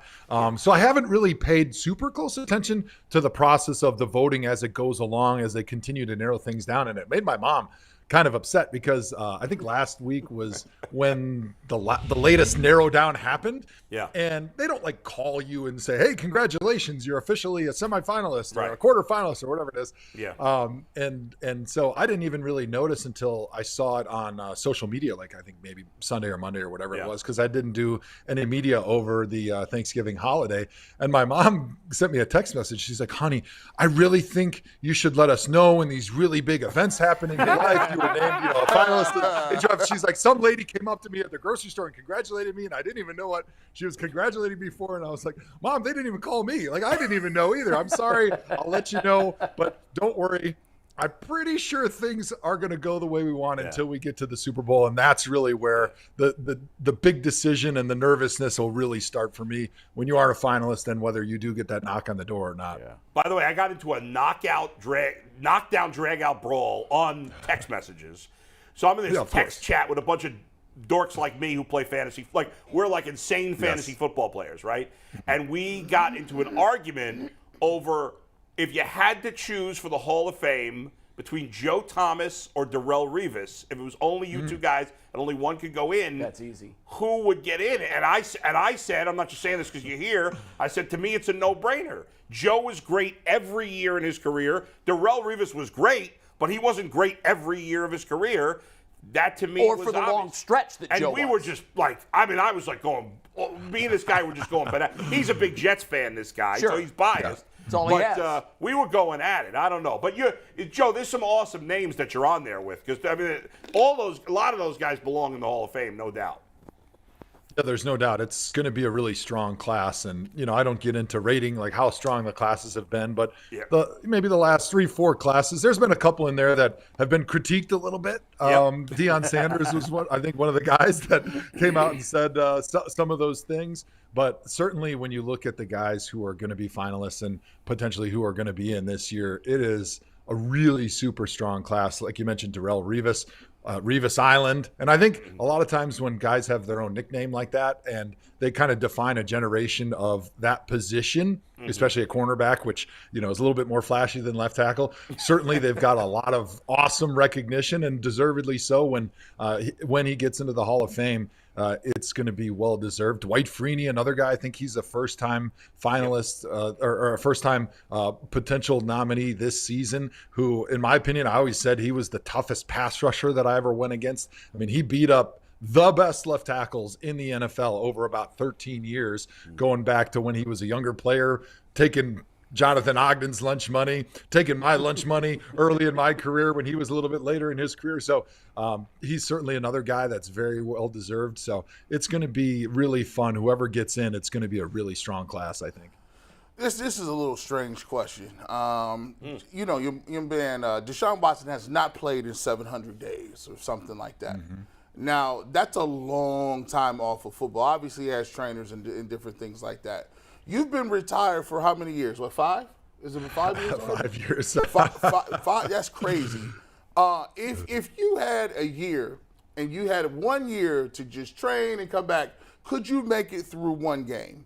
People always say, do you have any snaps left in you? Be like, no, I get hurt the first play. I tell people that right now. I'm done the first 2 snaps. Yeah. Could you make it through a game if you had 1 year to train and get back in shape? 100%. Yeah, so that real question is, does my body feel like it feels now or when I was 28 instead of 38? That's the question. I know, you got the 38 body. You got the 38 body. Oh, so how much are the doctors involved with the pain medicine? Because I feel like I could probably make it through half. Because I don't think I was going to get hurt. Like, I still work out and I still do stuff. But I'm just worried if I went into the locker room and sat down for halftime for 15 minutes, I'm not sure they'd be able to get me out of that chair except into a wheelchair. Hey, Joe, right now, the Browns, some of the Browns players are talking to media, and it's expected Deshaun Watson will speak today. He did not talk yesterday. Joel Bitonio just had a really interesting comment. He said that the transition between Jacoby Brissett and Deshaun Watson has been seamless. As a guy who had all kinds of transitions from one quarterback to the next, talk about what goes into that and how big of it. Do we make more of a deal of that than we should? No, I don't think we make more of a deal of it than we should, because Jacoby Brissett and Deshaun Watson's playing styles are going to be vastly different. And I imagine Kevin Stefanski's play call sheet is going to look a lot different with Deshaun at quarterback. And I think naturally everybody expects, okay, Deshaun Watson, he's this great athlete. We're probably going to move him around a lot with boots and nakeds and play actions and stuff. But actually, I think you typically lean on those things a little bit more if you have a quarterback who's not as mobile, because it kind of manufactures his ability to get outside the pocket, give your offensive line a little bit of help in their pass protection, give those receivers time to get down the field with some longer developing routes. But with Deshaun, I actually think you're going to see a little bit more pocket passing with more freedom from Kevin Stefanski to be able to tell him, hey, if you don't like your first or second option, just take off. Like, that's what you do best. That's what's the most natural. And that's why players that are good athletes that come from college to the NFL, they have an easier time transitioning, because if things don't look good on your first read, you can just take off and be an athlete. And now you're playing basketball with guys and you're just reacting to things. And so because Deshaun hasn't played in so long, there's obviously going to be rust within the normal rhythm of a passing offense. But if you give him the option where he can just drop back, and all of a sudden, if he doesn't like his first or second option, or he doesn't like what the defense is showing him, go take off. That rust does not become a factor anymore in those situations. And so that's why I think you're going to actually see a little bit more drop back passing when Kevin Stefanski's calling the plays for Deshaun Watson. So can they overhaul this offense in 3 practices this week? Deshaun took a lot of snaps in training camp for this reason, I think, to try and fast track this once he was eligible. But can you crumple up everything you were doing, 3 tight end sets, and throw that out and overhaul what you're doing with just 3 practices? I think the timing between Deshaun and the receivers is the biggest difficulty that they're going to have to overcome. But I think as far as the running schemes, like, they're all going to be the same. You may emphasize things a little bit differently based on how it meshes with your play action and what you're trying to do with Deshaun in the passing game. But for the offensive lineman, it's mostly the same, and it's all been in the playbook. It's just kind of what you emphasize. Same thing with some of the play action stuff. I think, you're going to get a lot of the same concepts as you saw with Jacoby, but you just may be featuring a few different things because he's got that bigger arm and he does have an ability to maybe get outside the pocket and actually run and win with his legs that a defense is going to have to defend a little bit differently with Jacoby. And so I think generally speaking, the plays are all in the playbook. It's just kind of what you emphasize, and the question mark of what's the timing going to be like between Deshaun, especially in drop back, between him and the receivers. That's really the one that I'm going to watch the most. Joe, Jedrick Wills has struggled, right? I mean, he was a high draft pick. To this point, it seems like he hasn't lived up to that draft pick. He's not that he's terrible, but he's just, part of me wants to say he's not you, but that's not fair to him because nobody's you. So, what do you think of his play? And, I mean, is it good enough? Are you giving it, you think the Browns are going to give him another contract? That's a tough position there. As you know, I mean, there's few of us that are good looking enough to play left tackle in the NFL, much less be able to elevate their skills to a high level. But I think when I'm watching Jed, I'm looking at what's the trajectory of his performance. And I think he's playing his best football of his career. I think he still has room to grow. Okay. I think he has a long way to go to become a great left tackle, which that's where his potential is. He's got a high ceiling. That's why he was a high draft pick, and he showed it at Alabama. And where I see issues in his game at times is when he's not exactly sure what he's supposed to do, whether it be what the defense did, if they changed something, or if it was different than the look he practiced during the week, or maybe he's out there and he's not exactly sure what the call was, even though maybe he got it from Joel. He wasn't exactly positive what to do. He kind of freezes a little bit, right? He kind of plays and takes himself away, rather than sometimes guys just become overly aggressive in those situations and they become out of control if they don't know exactly what they're doing. With him, he goes the other direction, and it kind of looks like he's being lazy when he's out there because he's unsure of himself. He doesn't want to get in the running back's way. He doesn't want to run into somebody or fall down in somebody's legs that are going to get all pissed off at him, and he's going to look like a stooge when he's doing that. So he kind of pulls back. And I think that's one of the things that he really needs to work on. But I'm really encouraged because that's just a matter of becoming even more comfortable in the system, being more comfortable playing with the guys around you. And you say, well, he's already in his 3rd year in the NFL. He should be there. Well, everybody improves and grows at different speeds. So you can't expect everybody to line up day one and have the offense mastered, have every defense they go against mastered, because it's a difficult position. And I think that's why the Browns, I don't know if they're going to give him a long-term contract right away this offseason, but I definitely think he's going to be the left tackle for at least a couple more years to see where this improvement trajectory heads. Because if he continues to improve at the speed with which he's improving, in a couple years, he's got an opportunity to be a Pro Bowl tackle, and you don't want to let that guy walk out the door because he wasn't able to do that in year 2 or year 3 of his career. Our untrained eye says he's having a terrible year. Did you say you think he's having a good year, the best year of his career?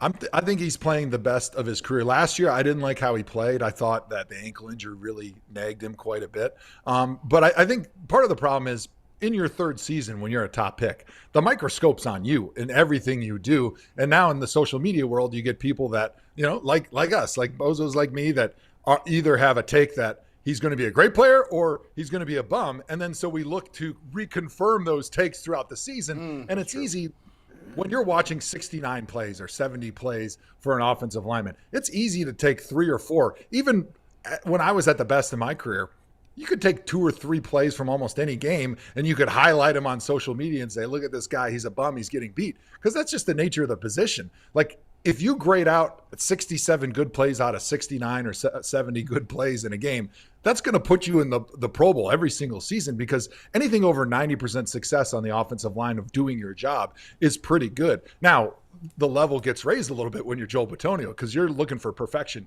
week in and week out. But you don't get rid of a tackle who's grading out at 89 or 90%, especially at left tackle, playing against the best competition against the other team each week, just because he's got a couple bad plays. It's all about, hey, is he progressing? Is he giving us a chance to win? And what is the replacement options? Which, as a tackle in the NFL, there's a lot more seats available than there are guys that are good enough to fill them. So you do not want to get rid of a guy like Jed, who's playing good football and who's also improving each season. Joe, just a couple weeks old now, but were you surprised you got a little pushback from the Saturday comment? I would looked at it and I was like, okay, well, you just figured like, hey, maybe, he likes guys going through the rankings, but it seemed like on the internet, it seemed like people gave you a lot of pushback. And Coward, too. Yeah, were you surprised by that? No, because if you looked at the people who gave pushback, they were either really good friends with Jeff Saturday, they were his coworker, or they were somebody that coached or played with him or wanted a job on his coaching staff. And some of them even said that. So, there's bias in all walks of life, certainly in the media. And when your buddy gets a job, you're going to probably root for him, which is great. And if you want a job on his staff, you're probably going to root for him and push back. And, so those things are kind of natural. But I think you're starting to see a little bit, and I'm not rooting against Jeff because I think he's a great dude.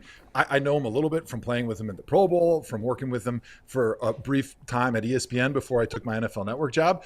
And he's a great human being. So I'm not cheering against him as a person. I just thought that, hey, I hold the role of head coach in really high esteem, especially because I've seen a lot of them fail, because it is not an easy job. And I believe that having a little bit of experience as a coach, makes a big difference. And I think you kind of saw that a little bit in this last game. And I think that it's difficult as a man, even though you're a great leader like Jeff Saturday is, to stand in front of a bunch of players and sell week in and week out your message and your vision when you've never been a coach. I know he's been a great player for a long time in that league, but he's never sat in that role as a head coach. And then on top of that, you have to lead a group of coaches who now are a little bit leery about how you got that job.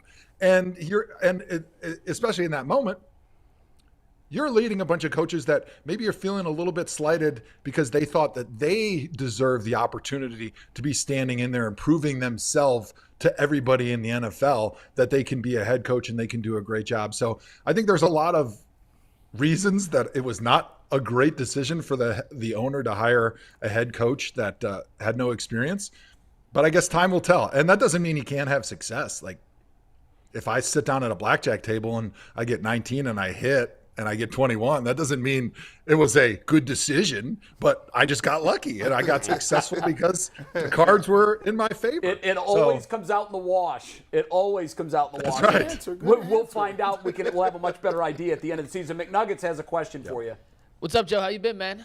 Long time no talk. Good. How are you, McNuggets? Good, I'm doing good. They're boys. No, I'm seeing you. We've been texting back and forth. Joe, when I texted you yesterday, mind your phone is McNuggets, or am I just locked in there as Or you just a random phone number?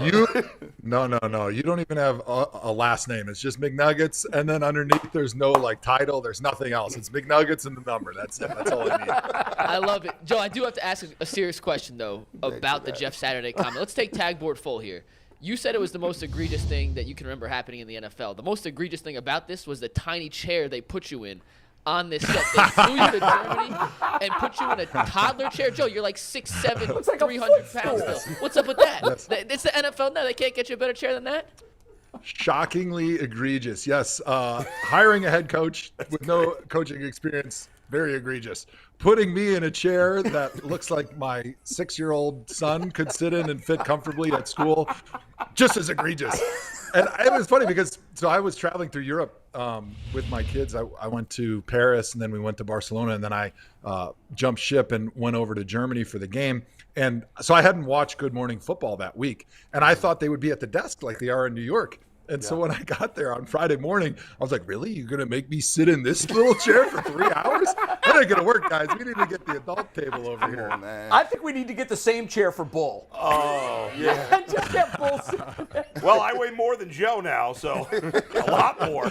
Like 100 pounds. What's more. funny is if we can take that shot again, the other people look perfectly normal and comfortable. They was lounging. The dude to the right is just kicking it. Look at it. They just moving around, feeling free about it. Let me get my coffee off the table. Look at him. He over there chilling. Joe What looks is like that, Schrager? Brad Sellers. Peter Schrager has a bigger chair than Joe Thomas. What is that? Never makes And sense. what is that sweater he was wearing? He was a disaster. But That looked like a coochie. Very, very busy. Hey, don't throw darts at Peter. Peter's the man. Peter's great. I like Peter. No, that was not Peter's a shot awesome. at Peter. Yeah, Peter's great. Joe, I'm curious. Obviously, you didn't get to play with Nick Chubb. You retired the year before he came into the league. I just marvel at this guy every year. Not only is he one of the greatest players we've ever seen at running back 5 years into the career, and I don't think it's overstating that. But, and I don't know the guy personally. Seems like a great guy, but I don't know him. But on the field, what amazes me, there's never any showboating. You see it all the time. Guys will be like hitting him when he's on the ground. He never gets mad. He never throws the ball. It must drive his opponents crazy. It seems impossible to piss him off. I've never seen him show any emotion on the field in any negative way for 5 years. Have you ever seen anything like this guy? The closest that I can remember is Barry Sanders. So if you're old enough to remember watching Barry Sanders on Thanksgiving, and I was a Packer fan growing up, so they played Detroit all the time. Yeah. And watching that guy go through what he went through during a game and just shaking guys out of their jock straps, going on 70-yard runs and getting in the end zone and just handing it to the ref and walking to the sideline like it was nothing was amazing. And I think that added to his aura over time, especially towards the end of his career, right? Whereas at the beginning of your career, if you're not showboating and you're not doing any look at me stuff, people don't give you maybe the credit that you deserve. And how great you are, it sort of goes unnoticed a little bit. And I think that's what's happening right now with Nick Chubb, because they have the same type of personality on the field, very quiet, very to themselves, very humble. But it's something that over time, it builds slowly, that fan base, the way that not only his teammates and the fans in Cleveland, but the NFL fans respect how he goes about his business and end up loving him, that I think when his career is all over, we're going to remember him a little bit like we remember Barry Sanders. Yeah, I think he's absolutely in that same mold. I have a question for you, Joe.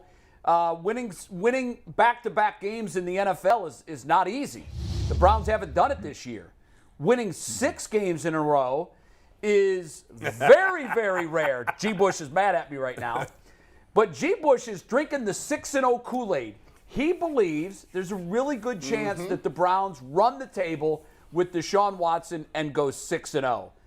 Talk about what goes into that, all of the luck, all of the breaks, aside from great football, when you really haven't seen it consistently from the defensive side all season. Well, it's funny.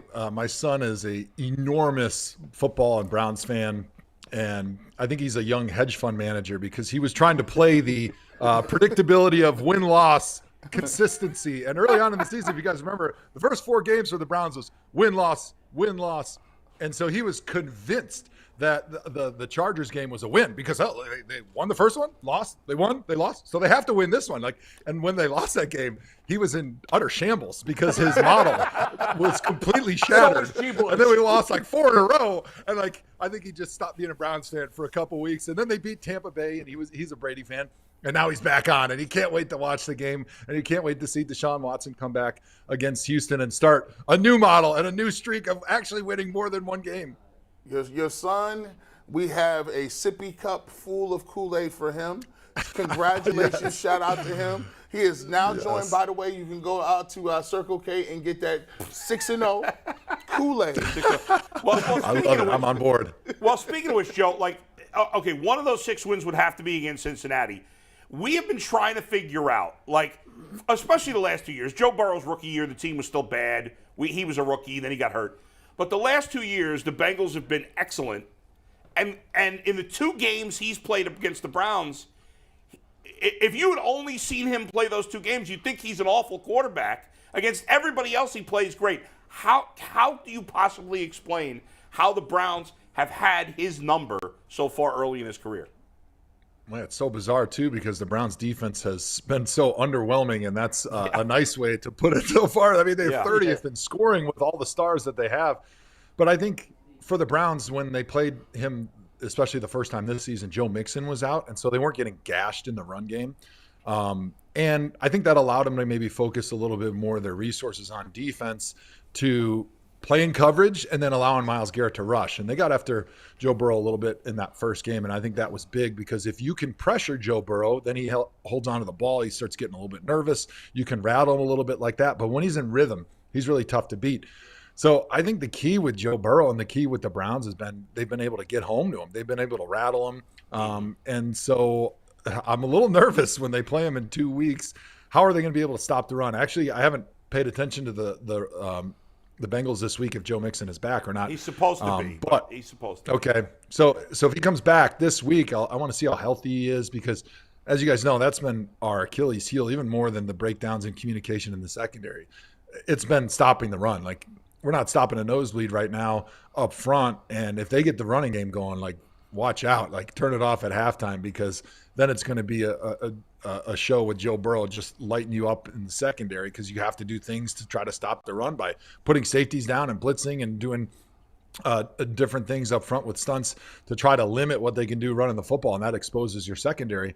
But yeah, it'll be interesting if the Browns can take care of business this week, how big that Bengals game comes and how big that Bengals game becomes because they win that one, and all of a sudden you're going, hey, this schedule's not too tough down the stretch. Baltimore's not playing very well. New Orleans, no good. Washington is up and down. They're a 500 team. And Pittsburgh, hey, I'm sipping the Kool-Aid too. Take care of your business this week. Deshaun has a full week of film review and practice and an opportunity to go face Joe Burrow. That'll be his big moment of the season and an opportunity to really kind of set the direction for the final 4 games, which – hey, you start building that hope. All of a sudden, the focus, the effort, the intensity, you get on a roll at the end of the season. And I tell you what, if you look at the NFL playoffs over the last decade or so, it's much better to start slow or have a rough patch in the middle and then finish strong and build that momentum into the playoffs than it is to be one of these teams that has that number 1 overall seed, that gets the bye, that coasts into the playoffs and then gets beat in round 1. Joe, one last thing before Mikey McNuggets will talk to you again one more time, and then we'll let you go because I know you got to go. We got to talk food before you go. I know you're a big food guy. You're talking about barbecuing and all that stuff. First of all, I have changed my routine. On Thanksgiving, no turkey.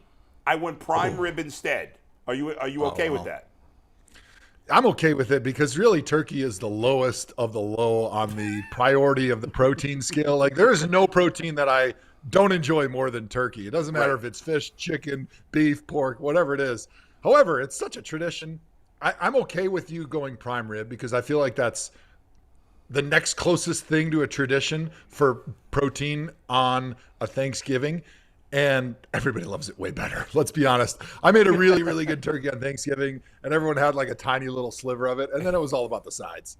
What is the best, if you could only cook one meat? What are you choosing? Well, pork is undefeated. Doesn't matter what you're doing. And I think the thing that makes everybody the happiest all time is like a pork rib, like a baby back rib. That's pretty much undefeated. If you want to go more sandwich, like a lunch route, then like a pulled pork, like a pork butt. That's up there too. I think those two, they're undefeated. They're not going to make anybody happy, no matter unhappy, no matter how picky you are. Yeah, they're crowd pleasers for sure. It's a great McNuggets has one other thing to do here, and we'll let you go. Yeah, Joe, we just wanted to help promote the Candy Cane Ball coming up next Friday. I know you're a part of. You said it's one of your favorite holiday events in Chicago. You're bringing it to Cleveland. It's raising good money for a good cause. So if you want to share a little bit about that event and tell people how they can get involved, it's your chance. Yeah, check it out. It's at the Truss Event Venue, which is right there on West 25th Street. It's a new building that my buddy, who I played with at the Badgers, actually just put up. And it's going to be a lot of fun. It's going to be a big night. I've always loved all of the opportunities in Cleveland in December to help give back to charities and celebrate the Christmas holiday season. And this will be one of them. I'm excited. That's Friday night. And then Tuesday night, my wife and I have another event downtown that's going to be really fun that she's going to tell me where to show up to. I think it's the Providence House event, and I can't wait for that as well. Yeah, those are always good times. What are we doing tonight, honey? Yeah. I'll let you know when we get there. Joe, you're the best, man. Joe, thanks, man. Thanks for spending time with us. Thanks, guys. We'll I appreciate catch up with it. you around Super Bowl week when I know that's going to be a very busy week when you're Joe, when we you're got some named a shirts for you, finalist. too. When you're in Cleveland, let us know where to drop off Awesome. some shirts. We got some UCSS swag for you. Absolutely. Would you get you that I 6 can't and 0 wait, T-shirt? guys. Thanks for dog? having me on. Absolutely. That's right, 6-0. Give me the shirt. Yeah, I'm on board. Let's he's go. He's drinking it. I mean, he's 6-0, he's in. Joe Thomas is in. Yeah, he's drinking He's it the too. best. Y'all are crazy. An update on Deshaun Watson. He's speaking as we speak. His opening statement, he said flat out he's going to take football-only questions. That's what I thought he'd say. I do think the one don't thing that I blame him. really loved that he said was it sounds like he started by really giving respect to Jacoby Brissett and talking about his relationship and what he has meant, what Jacoby Brissett has meant to him. I think that's we all like to hear that. He says, the big brother he's been to me, and everyone in that locker room, the passion, grit he's shown in these past weeks. He's been awesome for me. Our relationship has been great. The bond has been great. But in terms of any off-field talk, he's made it clear from the beginning that he's not going to answer those questions. Doesn't mean they're not going to be asked. I'm sure some reporters will try to fire away those questions, but they're going to keep it looks like, to football only. Okay. I suggested he did that earlier in the week. Yeah. Again, I'm okay with it. You have a problem with it? He mentioned that he was advised by Yeah. because of the two pending lawsuits to leave the personal stuff alone, and he's here to talk about football. I think we're all fatigued by it only because, and I did say that there were other things for him to address. There is a new allegation, so there are pertinent questions to ask. But at this point, I'm just fatigued by the whole thing, and maybe that's the wrong attitude to have. But I don't know what else he can say that he hasn't said. I don't know that we can ask outside of the new allegation that we haven't, or the new civil suit that we haven't already asked. I need to start covering a football team again. As a journalist, do you think people will start jockeying for an off-season piece? Do you think he'll be more forthright and talk about some of the things that are going on or happen in the off-season, not during the season? Or do you think that that's a 2-year type thing coming down the line? It depends on how the season ends. It depends on if he plays well. And it depends on the relationships that his agent has and who he trusts. Mm-hmm. That's the honest answer. The people around Deshaun have relationships with people in the media. And who do you trust to tell the story? And I said the other day, I think it's going to be a Netflix special in a couple of years. And I absolutely believe that. I think he's going to handle it himself. When he really tells his story, I think he wants to be in control of it. It's going to be big. Well, on that note, there is a Peacock documentary that I think was released last night. Do you guys remember the case in Florida where the young girl was allegedly murdered by her mother? Her mother stood trial, and she waited 31 days to even report her missing. The baby's name was Kaylee. I remember that vaguely. The baby's name was Kaylee. Well, this documentary debuted, and it's basically her telling the story. Yeah.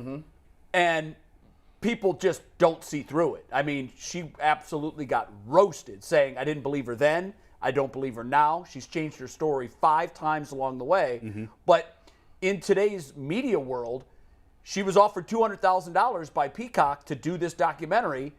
She profited over the death of her daughter. Yeah. But more importantly, she got to control the narrative. It's her project. Right. She's involved in the project. And I imagine, to your point, in a year or two, we will see, whether it's on Amazon Prime or whatever it is, Netflix, there will be a documentary that has his fingerprints on it. Absolutely. And then everybody will make the decision whether or not they want to believe it. In the meantime, there will be articles done. He will do sit-downs. I don't know that I even want to do that, frankly. Like, I don't know that I want to be in that position. Yeah, it's By the way, I got really tough. Got some quotes from Watson. Asked about what the reaction he thought he would get from the fans in Houston on Sunday. Quote, I'm not sure. My main focus is on the game plan and trying to execute so we can win. I want to get back to that finish, but I want to get back to that. And then one more. He asked, how close is he to the player he was? There's that one I just mentioned.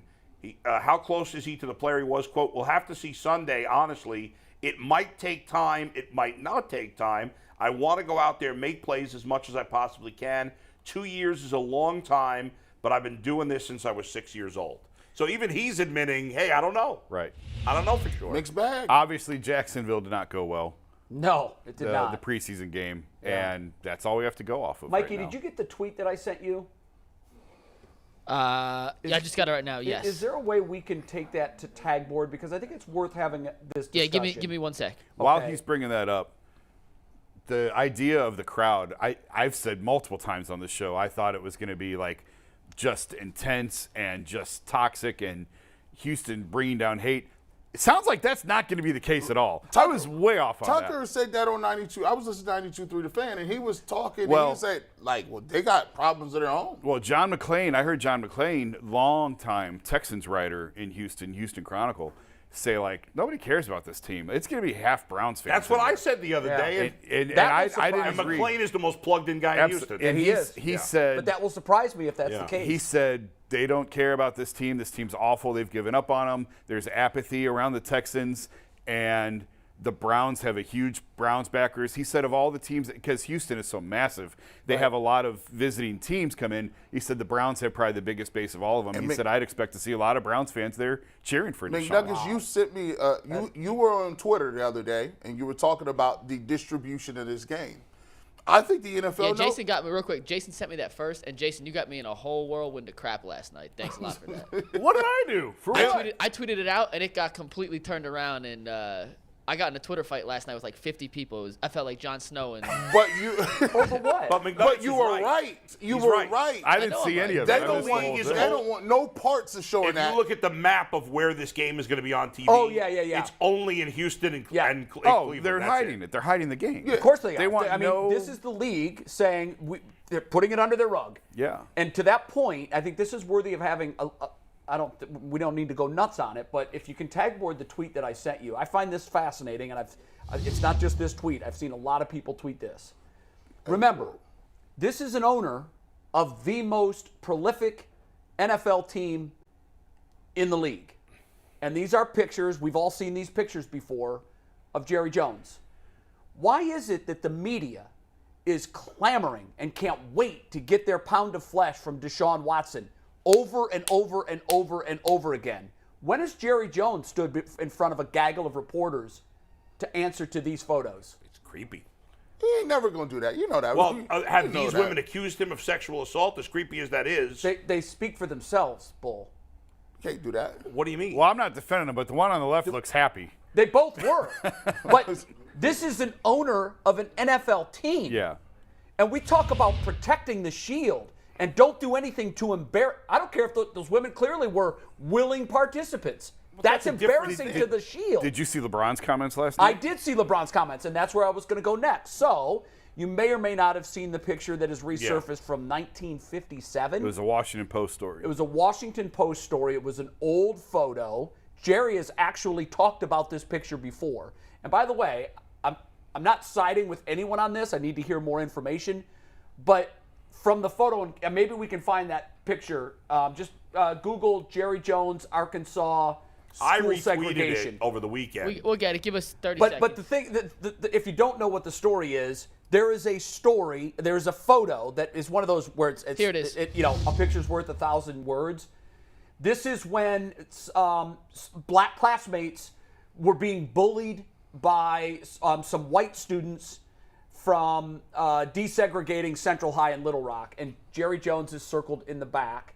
And you see, now, if Jerry Jones was the kid in the front with the cigarette in his mouth, I'd have a real problem with it. Right. Right. But I cannot condemn Jerry Jones I totally for agree with being you. there. I totally agree. agree with Because you. if that happened in any high school in America, there's something going on. There's a fight. Okay, well, how many fights did you see in your high school? Thousands. And how many fights did you go to say, what the hell's going on over there? And you're an innocent bystander. And if a photo was snapped, that doesn't make you guilty of being an active participant in the fight. I need context. And I do not want to, I'm not being a Jerry Jones apologist. I was the one that said, let's show this We do picture. need context. I think. So he spoke of it. I didn't like the LeBron. Listen. I think Jerry Jones is a scumbag, but I'm bothered by the consistent whataboutism, and I was disappointed in LeBron. If LeBron wants to bring up Jerry Jones, that's fine. It should have nothing to do with Kyrie Irving. I agree. He shouldn't bring that up. Yeah, no, I agree. The Jerry Jones situation is not an apples to apples comparison to what Kyrie Irving did. No, it's not. It's not. But see, Jerry did say, by the way, I have talked about this photo. It was in the 90s, maybe.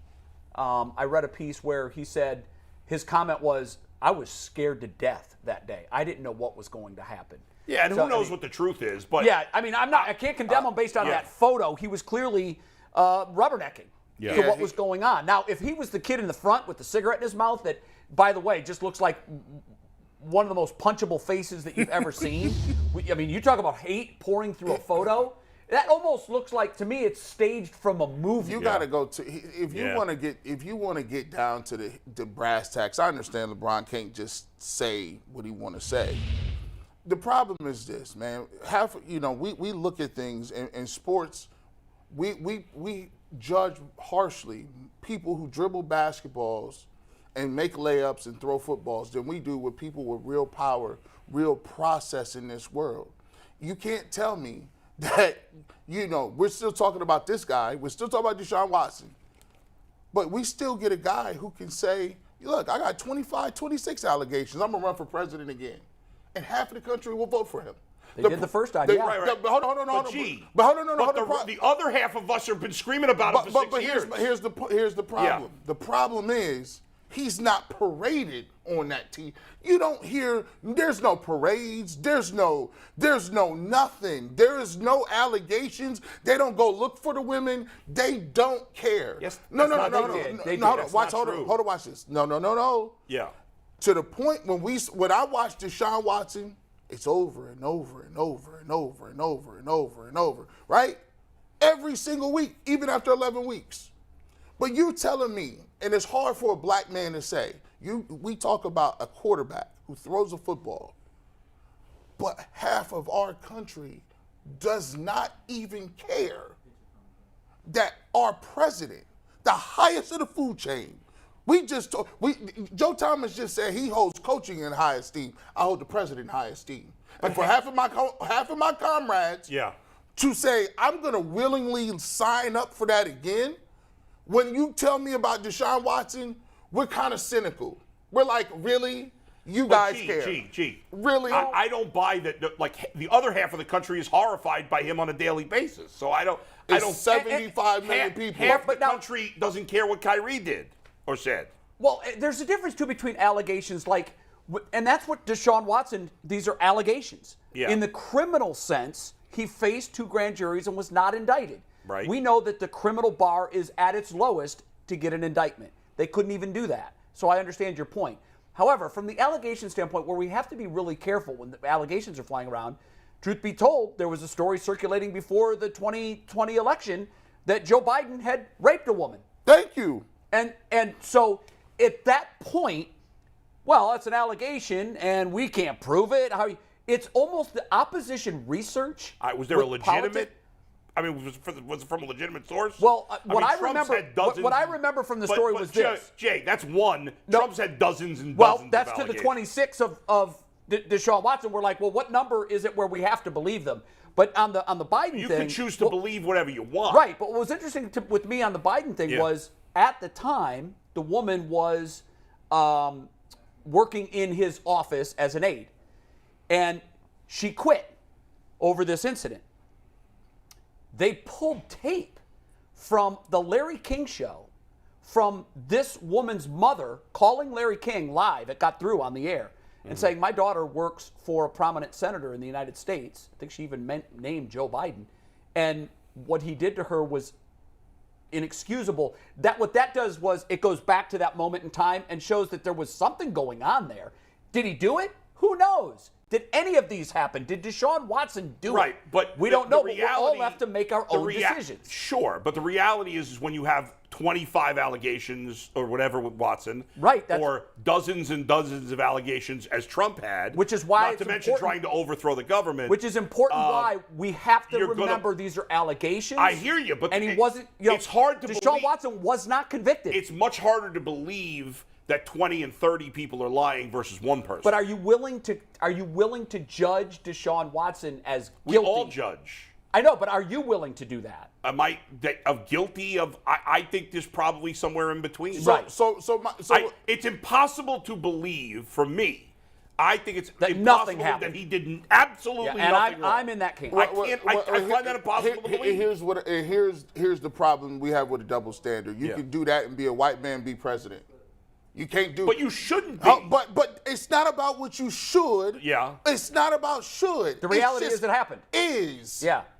McNuggets has to do a recap. Right, but to say nobody's talking about it is not true, though. Well, he just said I'm coming out for president. How many people said I'm going to do 25 allegations? Where are the women?